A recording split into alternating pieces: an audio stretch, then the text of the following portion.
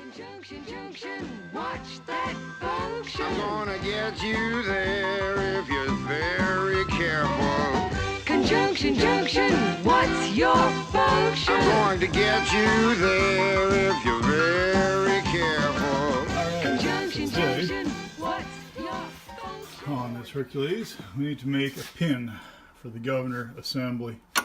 That's the fly ball, cam gear, crankshaft gear, making all sorts of sense. Anyway, we need a pin for that. The one that was in there was a bolt and it was well worn and everything was just flopping around, so you can't have that. Anyway, so this is the piece that the pin pushes against, just the fly ball pin pushes against there, and makes the latch. Sorry, that makes the latch. And this piece goes here, on top of here. As I shake everything around, goes up on top of that. Anyway, so we need to make a new pin. So, check the unit dimensions. What I did actually first was I took this one, this piece, and over there on the other governor assembly, the fly ball bracket, and I drilled and reamed them exactly the same size. Just slightly over from what they were, just to make them all the same dimensions, so I didn't have one flopping around and one tight. So we'll get them on the lathe and we'll make a new shaft. I've got some mild steel rod here, and that's what we're going to do.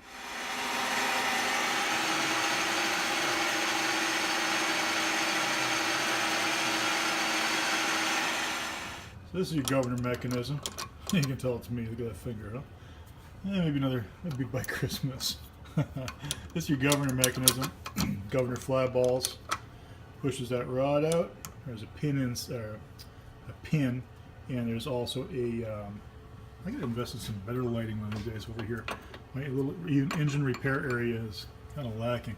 There's a spring inside there that provides you that back pressure on those fly balls. Anyway, that pushes that arm. There's that detent latch right there, hooks up there, locks out the exhaust. We get into that some other time, but what we did was made a new. Let me get my hand out of the way there, huh? I made that very tight. I made it within about 3,000. Hey guys, today I got one job I want to get done, and that is, let me back up for you.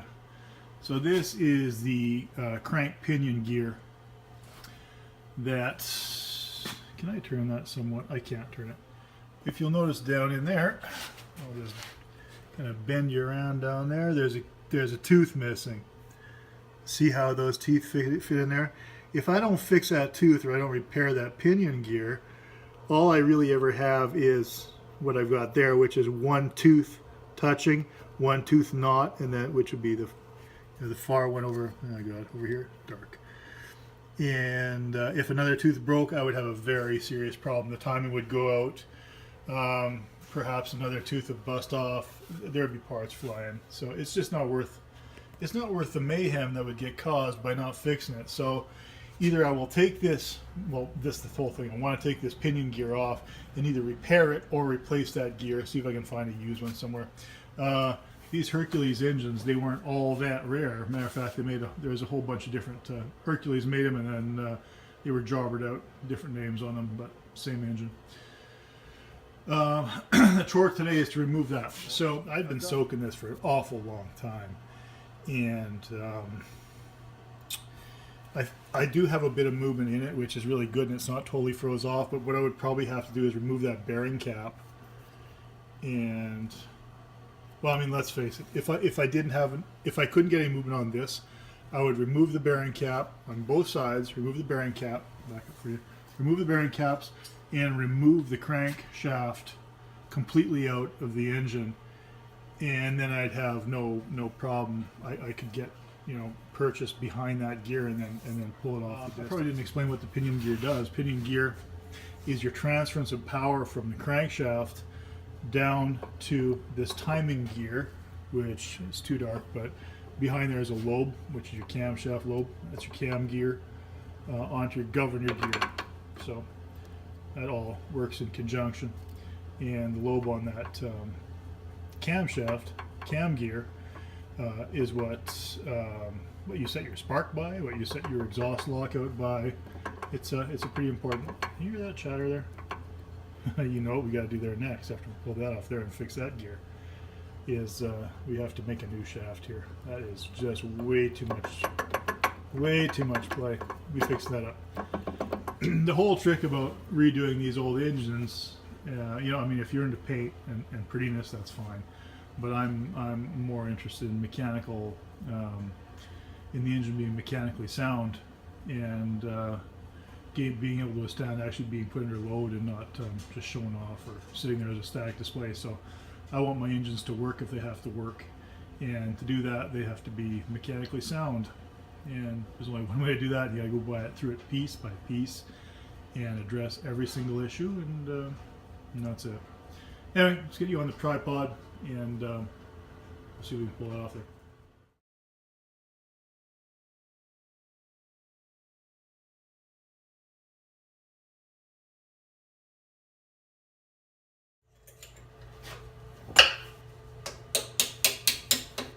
There we go. Well, there's your gear off. That came off a lot easier, didn't it? All right. So today we're making a bushing for the crank rod, small end, and that's piston with the locker, the crank pin, sorry, the small end pin, wrist pin goes through there. Bushing has to go into there. So we made one already. So how did we make it? So took a bronze bushing, 1 1/4 inch length. You have to have an oil groove in there, so if your your bushing slips, this is the oiler hole. If that slips and gets out of alignment, then your oil will still run down that groove and then back into that hole again. The oil running down that little journal in the connecting rod. There you go, see? There's the connecting rod. On this one, the connecting rod oil journal was totally plugged up. That whole groove was plugged up. So it's no reason, no wonder why that pin, that wrist pin, has about 12 thou wear in it, especially on one side. It's badly wore. So with this bushing for the connecting rod and that pin, there's a ton of slop in there.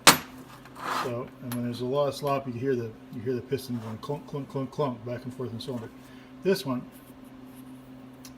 I have made that bushing, drilled the hole, made the groove on the inside.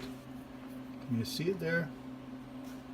Cut a little channel too for the oil to run. Those are some dirty hands.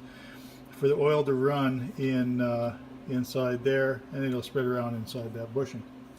That's an oil light bushing. This one would have been just a hard bronze bushing.